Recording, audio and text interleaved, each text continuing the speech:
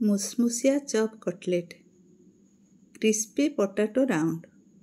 प्राथमिक उपकरण बासी पाउरुटी।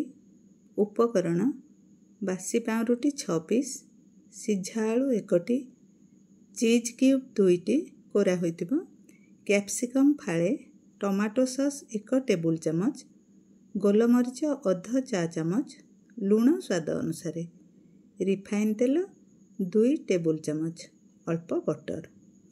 पाउरुटी उपरे ग्लास चापी गोल गोल आकार रे काटी दियंतु। एथिरे बटर लगांतु। कैप्सिकम खूब छोट करी काटिला परे सिझा आलू को भल भाबरे चकड़ी दियंतु।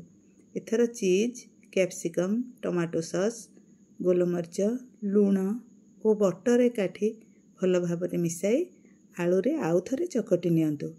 एहा परे पाउरुटी उपरे आलू मिश्रण को पूरा देला भली रखी उपरे टिके राशि बिंची दियंतु। ओभान रे 180 डिग्री सेल्सियस रे रखी 10 मिनिट बेक करंतु। होई गला मुसमुसिया चॉप कटलेट।